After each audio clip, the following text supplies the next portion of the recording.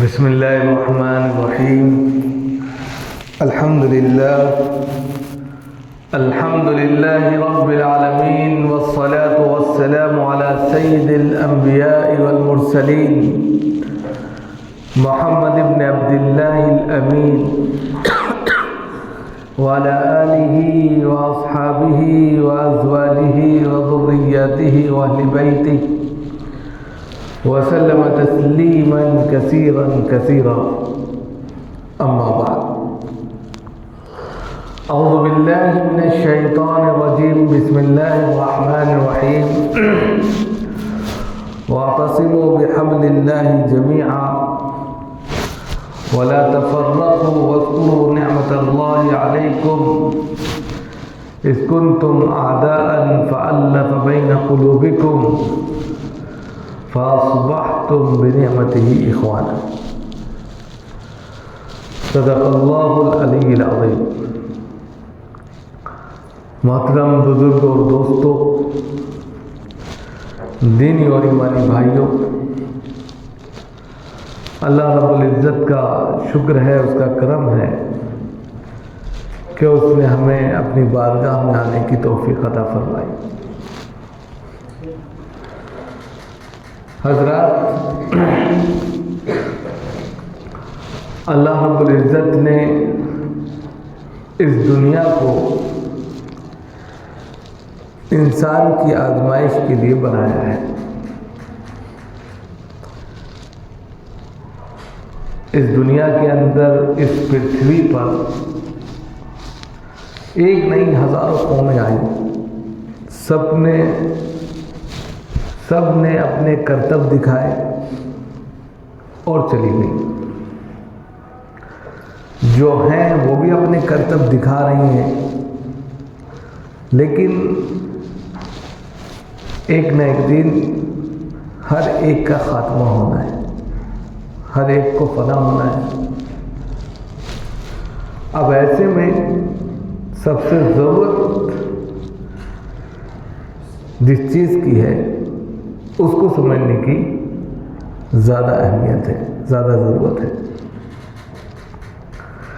انسان زندگی جو جی رہا ہے، جس نقش قدم پر چل رہا ہے، وہ زندگی اگر رسول صلی اللہ علیہ وسلم کے بتائے ہوئے طریقے پر،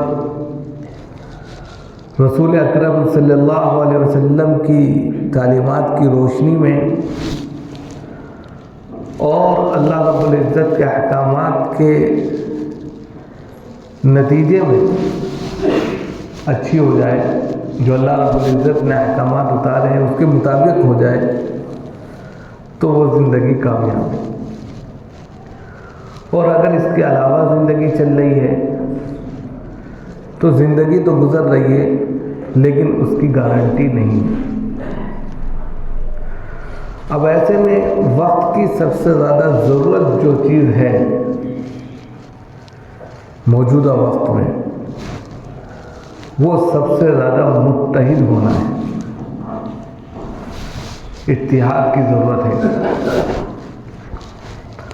ہم نماز پڑھتے ہیں، نماز کا میسج بھی ہم کو یہی ملتا ہے کہ ہم متحد ہو کر کام کریں. نماز میں آپ دیکھتے ہیں کہ چھوٹا بڑا، غریب امیر، فقیر آقا مالک، سب ایک صف میں کھڑے ہو جاتے ہیں. کسی کو کسی سے گلا شکوہ نہیں ہے، سب اللہ کے سامنے کھڑے، ایک وقت میں کھڑے، تمام ارکان کو ایک وقت میں ادا کرنے. تو یہ جو یونٹی ہے، اس کو اپنی زندگی میں لانے کی ضرورت ہے. ہم نماز سے جو سبق حاصل کر سکتے ہیں وہ سب سے بڑا میسج یہی ہے کہ یونٹی، میسج یہی ہے کہ متحد ہونا، میسج یہی ہے کہ اتحاد قائم کرنا وقت کی ضرورت ہے. کیونکہ اسلام اور مسلمان دو ایسی چیز ہو گئی ہیں کہ اسلام کی تعلیمات تو امن و آشتی کی تعلیم ہے، بھائی چارے کی تعلیم ہے، ہمدردی کی تعلیم ہے، اخوت کی تعلیم ہے، لیکن اس تعلیم کو غلط رخ سے پیش کر دیا گیا۔ اسی طرح جو مسلمان ہیں انہوں نے اپنے رویے سے اس پر مہر لگا دی۔ اگر تعلیم کو کسی نے برا کہا تھا یا اس کو غلط طریقے سے پیش کیا تھا، اس کا پریچے کیا تھا، تو مسلمانوں کا جو کردار تھا وہ اگر صحیح ہوتا تو خود بخود غلط ثابت ہو جاتا۔ لیکن جس طرح غیروں نے اسلام کی ترجمانی کی اور اسلام کو پیش کیا، اس سے کہیں زیادہ مسلمانوں کو انہوں نے اس ناحیے سے یا اس شکل میں پیش کیا کہ یہ اس سے بھی زیادہ خراب ہے۔ اور عملی طور پر جب ہم دیکھتے ہیں تو اس کا نتیجہ بھی ویسے ہی نکل کر سامنے آتا ہے۔ تو وہ یہی سوچتے ہیں کہ اسلام بھی مسلمان سب برے ہیں، جبکہ پانچوں بھی برابر نہیں ہوتے۔ اب ایسے میں پوری دنیا عالمی منظرنامے پر اسلام کو اور مسلمانوں کو دشمن سمجھتی ہے۔ آپ کہیں بھی چلے جائیں عجیب نظروں سے دیکھا جاتا ہے۔ آپ کسی بھی طریقے سے اپنے کو پروف نہیں کر سکتے کہ ہم بہت اچھے ہیں، یا یہ کہ ان کی کہانیاں کہنے لگے، ان کی باتوں میں باتیں ملانے لگے، ان کی ہاں میں ہاں ملانے لگے، لیکن فی نفسی ہی آپ کو شہریت کا بھی حق نہیں دیا جا رہا۔ لیکن یہ ہوا کیوں؟ اتنی آفت اور مصیبت آئی کیسے؟ تو پتہ یہ چلا کہ ہم چھوٹی چھوٹی ٹولیوں میں بٹ گئے، فرقوں میں بٹ گئے۔ کل ہی میرے پاس عالم باغ تھانے سے فون آیا، مجھے بڑا افسوس بھی ہوا، اسی لیے میں نے یہ ٹاپک اٹھایا۔ عالم باغ تھانے سے فون آ کر ایک انسپکٹر صاحب کہتے ہیں کہ میں عالم باغ تھانے سے بول رہا ہوں، آپ کی مسجد دیوبندی ہے یا بریلوی ہے؟ یہاں تک بات آ گئی۔ سوچنے کی بات ہے، ہم لوگوں کو بہت زیادہ سوچنے کی بات ہے کہ غیر ہم سے پوچھ رہے ہیں۔ ابھی تک تو وہ صرف یہ دیکھتے تھے ٹوپی پجامہ لگائیں مسلمان ہیں، اب وہ اس سے بھی آگے نکل گئے۔ اب وہ فرقوں میں ہم کو تلاشنے لگے کہ یہ کس فرقے کا ہے، اور جب فرقوں میں انسان بڑھ جاتا ہے تو لڑانا آسان ہوتا ہے، ایک دوسرے سے دور کرنا اور آسان ہو جاتا ہے۔ اور کسی نہ کسی نے تو بتایا ہی ہوگا جا کر عالم باغ تھانے میں، ایسے تو وہ فون نہیں کریں گے۔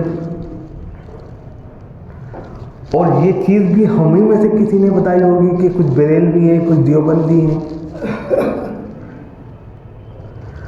تو کلاڑی تو ہم خود اپنے پیروں پر مار دیں، غیروں کو کیا کہنا، ان کو تو پتہ ہی نہیں۔ وہ تو صرف ایک ٹائٹل دیکھتے تھے، چاہے وہ شیعہ ہو، سنی ہو، بریلوی ہو، اہل حدیث ہو، اہل قرآن ہو، بدعت کچھ بھی ہو، وہ مسلمان سمجھتے تھے۔ اب انہوں نے چھانٹنا شروع کر دیا، اور مسجد وائز چھانٹ رہے ہیں کہ یہ مسجد دیوبندی ہے، ٹھپا لگاؤ۔ دیوبندیوں کا موقع یعنی پروگرام کب آتے ہیں، وہ کس موقع سے بات کرتے ہیں، ان کے یہاں کیا ایکٹیویٹیز ہے، اب وہ اس پر نظر رکھیں۔ بریلوی مسجد میں کن کن ٹاپک پر بات ہوتی ہے، اس پر نظر رکھیں، ڈیوائڈ کر لیں۔ ابھی 27 رجب گزری، شب معراج کے نام سے ہمارے دوسرے بھائی مناتے ہیں اس کو۔ ہم نے اسلام کی تعلیمات کو سمجھا نہیں، حقیقت یہ ہے، اور نتیجہ یہ ہوا کہ دوسرے غیر جو ہے اس کے اوپر کود پڑے، اور ہمارے تتر بتر ہونے سے انہوں نے فائدہ اٹھا لیا. اور اس کا چھوٹا سا ڈیمو کل اتراکھنڈ میں جو ہوا ہے وہ بھی دیکھ سکتے ہیں آپ. 6 لوگ مارے گئے وہاں پر، اس میں ایک بچہ بھی ہے. خواتین پر گولیاں چلی. اگر ابھی بھی سمجھ کر سمجھداری کے ساتھ میں زندگی نہیں جی تو اسی طرح وہ ایک مثال پرانی کہاوت، بڑے بزرگ یہاں بیٹھے ہیں، ایک باپ نے اپنے 4 بیٹوں 5 بیٹوں کو بلایا اور کہا، یہ الگ الگ چھڑی پکڑائی اور کہا توڑ دو. سب نے توڑ دی. اور پھر 5 چھڑی ایک ایک کو دی اور کہا آپ توڑو. کسی نے نہیں توڑی. اگر الگ الگ رہ کر زندگی گزاریں گے تو ٹوٹ جائیں گے. مل جل کر اس وقت کام کرنا ہے. بہت سمجھداری کے ساتھ میں زندگی جینی ہے. صرف یہ مسئلہ نہ ہو کہ وہاں اتراکھنڈ سے ہمارا کیا تعلق، چھوڑو، یہ نہیں ہونا چاہیے. کہیں بھی کسی بھی معاشرے میں کسی کو اگر ایک بحیثیت مسلم کے چوٹ پہنچ رہی ہے تو اس کی سسک آپ کو بھی محسوس ہو. حدیث میں آتا ہے مثل المؤمنین فی توادہم وتعاطفہم وتراحمہم کمثل الجسد اذا اشتکى منہ عضو تداعى له سائر الجسد. حدیث میں بتایا کہ مسلمان کی مثال تو ایسی ہونی چاہیے جیسے جسم کی. آپ کا جسم ہے، آپ کا دھڑ ہے پورا، آپ کے پیر میں یا انگلی میں کانٹا چبھ جائے پورا درد محسوس کرے گا. پورا جسم درد میں جھیل رہا ہے. بخار ہو گیا پورا تپ رہا ہے جسم. یہ نہیں کہ ہاتھ بھاگ گیا، آنکھوں نے کہا میں ساتھ نہیں دے رہی، کچھ نہیں. سب کچھ آپ کے ساتھ ہے. اسی طریقے سے کہیں بھی کوئی بھی اگر تکلیف پہنچ رہی ہے تو سسک، درد اور اس کا تھوڑا سا احساس آپ کے دل میں بھی ہونا چاہیے. ایمان کی علامت ہے. ہم کچھ کر تو نہیں سکتے لیکن ہم اپنی پلاننگ کر سکتے ہیں. یہ واقعات جو ہو رہے ہیں پوری دنیا کے اندر ہو رہے ہیں، سب سے پہلے تو ہم کو ایمان تازہ کرنا ہے کہ قیامت تبھی برپا ہوگی، یہ دنیا کا خاتمہ تبھی ہوگا جب کوئی دنیا کے اندر اللہ والا نہیں ہوگا. یقین یہ پیدا کریے پہلے. تو وہی ہو رہا ہے دھیرے دھیرے. وہ حدیث وہ بھی ہے کہ آخر زمانے میں علماء اٹھ جائیں گے، ایک کے بعد ایک، ایک کے بعد ایک، ایک کے بعد ایک، بڑے عالم ختم ہوں گے. تو اب ہم کو جو بہت سوچ سمجھ کے جو زندگی جینی ہے وہ یہ کہ ہم فرقوں سے نکل جائیں. سب سے پہلے اگر آپ نے من قال لا الہ الا اللہ کہا ہے دخل الجنہ، حدیث یہ ہے. اب اس میں ہم ڈیوائڈ کر لیں اپنے آپ کو، اپنی شکل کو، اپنی مسجد کو، اپنے کنبے کو، غلط ہے. کونوا عباد اللہ اخوانا، اللہ کے بندے بن کر زندگی گزارو اور آپس میں بھائی بھائی ہو جاؤ، یہ کہا جاتا ہے. اب ہم ایک دوسرے کے اوپر کفر کا فتویٰ لگاتے ہیں. کل ہی کا ایک ویڈیو شاید کانپور کا وائرل ہو رہا ہے اور اس میں کہہ رہے ہیں، وہ بڑھ کے مولانا ہے، شاید کانپور کا ہے یا تو پٹنہ کا ہے، دونوں میں، لیکن ابھی اس کی تحقیق نہیں ہو سکی. ایک فرقے، میں اپنی زبان سے کبھی ان فرقوں کا نام بھی نہیں لیتا، اسی لیے کہ فرقوں کا نام لینا بھی کبھی کبھی جو ہے غلط سمجھا جاتا ہے. بریلوی فرقے کے حضرات کہہ رہے ہیں کہ سنی نے اگر نکاح پڑھا دیا تو نکاح نہیں ہوا، خارج ہو گیا. کتنی افسوس کی بات ہے کہ ہم کہاں پہنچ گئے. ہم نے کسی سنی کے پیچھے نماز پڑھ لی، نماز نہیں ہوئی. ہم کہاں جا رہے ہیں؟ ہمیں سوچنا چاہیے. آج ہی کا ایک پرسوں کا ویڈیو، ایک شیعہ حضرات، شیعہ لڑکا، شیعہ نہیں تھا وہ، میں اس لیے یہ بات بتا رہا ہوں کہ چل کیا رہا ہے. ہم لوگ، بہت سے لوگوں کو پتہ ہی نہیں. سوشل میڈیا کا زمانہ ہے، ہر شخص بلاگ بنانے کے پیچھے پڑا ہوا ہے۔ ایک ایسے ہی لڑکا ٹھیک ٹھاک مسلمان تھا، شیعہ بن کر مسجد میں نماز پڑھنے چلا گیا۔ وہ یہ دیکھنا چاہتا تھا کہ میں اگر سنیوں کی مسجد میں آ گیا تو کیا کرتے ہیں لوگ میرے ساتھ، اور ویڈیو بنا رہا ہے، کیمرہ پہلے فیڈ کر دیا اس نے، ٹکیا بھی رکھ لی، کڑا بھی پہن لیا، ٹوپی بھی اتار دی، جو انداز ہوتا ہے ہاتھ بات جو کر، کسی نے کچھ نہیں کہا۔ اب ایسے میں کوئی آ کر فتویٰ دے دے نماز نہیں ہوئی، کوئی فتویٰ دے دے کہ اس کو نکالو باہر کرو، یہ نہیں کرنا ہے۔ جو جس مسلک کا جس کے ساتھ نماز پڑھ رہا ہے، جس کیفیت میں پڑھ رہا ہے، نماز ہو جائے گی، یاد رکھیے، کیونکہ نماز کا تعلق بندوں سے نہیں ہے، ہم بندوں کا معاملہ سمجھ لیتے ہیں، نماز کا تعلق اللہ سے ہے، اللہ قبول کر لے چاہے جیسے کرے۔ ہم اگر نماز کو انسان سے جوڑ دیں گے تو پھر ہمیں کوئی انسان پسند ہی نہیں آئے۔ میں ہی ہوں، میں اپنی ذات کو کہتا ہوں مثال کے طور پہ، کسی اور کو کیوں کہوں؟ میں 10 لوگوں کو اگر پسند ہو تو 2 لوگوں کو پسند بھی نہیں ہوگا۔ تو اس میں کیا ہے، اب کوئی شخص سوچنے لگے کہ نماز نہیں پڑھے، ایسا کچھ نہیں ہے۔ اب ہمیں جو سوچنا ہے وہ یہ کہ ہم سب سے پہلے فرقوں سے نکل جائیں، پاک ہو جائیں۔ فرقوں سے جب ہم پاک ہو جاتے ہیں، ہم بحیثیت مسلمان ہیں۔ آپ کو دوسرے لوگ مسلمان کی حیثیت سے جانتے ہیں، بریلوی پھر اس سے نہیں جانتے، مسلمان ہیں آپ، ٹھپا لگ گیا۔ اب اس میں ہمیں کیا کرنا ہے، ہم کسی بھی امام کو مانتے ہیں، ہم ہر ایک مذہب کی، ہر ایک مسلک کی عزت اور احترام کرتے ہیں۔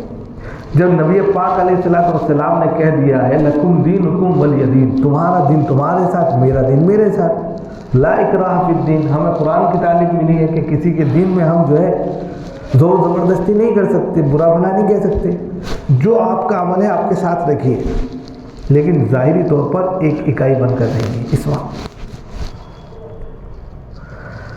آپ اندرونی آستھا جو ہے آپ کے ساتھ ہے، آستھا یعنی عقیدت، عقیدت کا جو بندگی کا تعلق ہے وہ آپ کا اور آپ کے رب کا رشتہ ہے، اس کو آپ جس طرح کر رہے ہیں، جس طریقے پر کر رہے ہیں، جس امام کو لے کر آپ کر رہے ہیں، آپ جانیں، آپ کا وہ امام جانے اور اللہ جانے، تیسرے کو اس میں مداخلت کی ضرورت نہیں ہے، کوئی کسی کو کچھ نہ کہے، اختلاف ختم ہو جائے گا۔ دوسرے ظاہری طور پر اگر کسی کو کانٹا چبھ رہا ہے تو ہم کھڑے، کیا بات ہوگی؟ یہ یونٹی جب پیدا کر لیں گے آپ کو دیکھیے، چھوٹا سا ایک اور ڈیمو میں دیتا ہوں، انہوں نے رام کے نام پر پوری دنیا کو ایک ساتھ میں جمع کر لیا، ایک چھوٹا سا نام رام کو لا رہے ہیں، اسی پر پوری قوم جو ان کی دشمن تھی، جو ان کے جو بھی تھے، سب کو جمع کر دیا، اور وہ ہم سے زیادہ بری حالت میں ہیں، لیکن پھر بھی وہ خوش ہیں کہ رام آ گئے، اور ہم کیا کر رہے ہیں سمجھیے، وہ ایک لفظ پر، ایک چیز پر سب کے سب آ کر ٹک گئے، جمع ہو گئے، اور ہم بکھر گئے۔ ہمارا بھی تو ایک ہی پیغمبر ہے، ہمارا بھی تو آخری ایک ہی نبی ہے جس پر ہم ایمان رکھتے ہیں، امت محمدیہ میں جناب محمد رسول اللہ صلی اللہ علیہ وسلم کی حیثیت تو سب سے برتر ہے، سبھی مانتے ہیں، ہم بھی مانتے ہیں، کوئی بھی ایسا شخص نہیں ہوگا جو نہ مانتا ہو جس نے کلمہ کہا ہے۔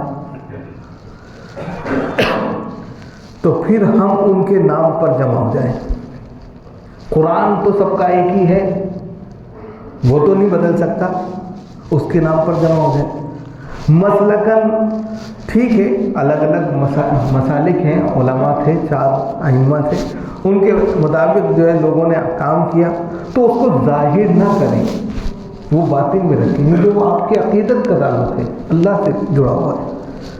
اب اس کی بنیاد پر ہم بکھر جائیں وہ ہم میں سے نہیں، وہ ادھر جاتا ہے وہ ادھر، نہیں، یہ نہیں ہونا چاہیے، کیونکہ اب معاملہ بہت دور نکل گیا ہے۔ ابھی گجرات میں ایک مولانا صاحب نے تقریر کی، جوش میں آ گئے، حالانکہ بات بہت زیادہ نہیں کہی اور ان کو ایڈریس پکڑ کے لے گئے۔ یہ الگ بات ہے کہ اب ان کی ضمانت ہو گئی، لیکن اب آپ خود دیکھیے کہ جب ایسی حالت ہو جائے کہ آپ ایک جملہ نہیں بول سکتے، حکومت کے خلاف کی آگ لگ سکتی ہے، تو اس وقت کتنی سوچ سمجھ کر زندگی گزارنے والی چیزیں ہیں۔ اور پھر سی اے کا جو جن تھا، جو بند ہو گیا تھا، اس کو پھر نکال دیا، وہاں اتراکھنڈ میں نکالا، یہاں پر بھی آنے والا ہوگا۔ اب ایسے میں تتر بتر پھر انسان ہوتا ہے۔ متحد ہو جائیں، بہترین پیغام اس وقت یہ واعتصموا بحبل اللہ جمیعا، اللہ کی رسی کو مضبوطی سے تھام لو۔ ایک رسی ہے، کوئی بھی ہے، کسی بھی مسلک کا ہے، عقیدت بندگی آپ کی اپنی ہے، کوئی کسی کو اس پر انگلی نہیں اٹھانے کا حق ہے، ہم سب کا آدر کرتے ہیں، آپ بھی آدر کریں، لیکن یونٹی یعنی کہ ظاہری طور پر ہم ایک ہیں، اگر آپ نے ان کو کچھ کہا تو ہم کھڑے ہیں، کیوں کہا؟ جب یہ یونٹی ہوگی تو دوسری قوم کو ہمت نہیں ہوگی، کسی تیسرے کو ہمت نہیں ہوگی کہ آپ کے اوپر ہاتھ ڈال دیں۔ یہ سبق، یہ میسیج ہم نے محسوس کیا کہ آپ کے سامنے رکھا جائے۔ اللہ تعالیٰ کو سب کو عمل کی توفیق دے۔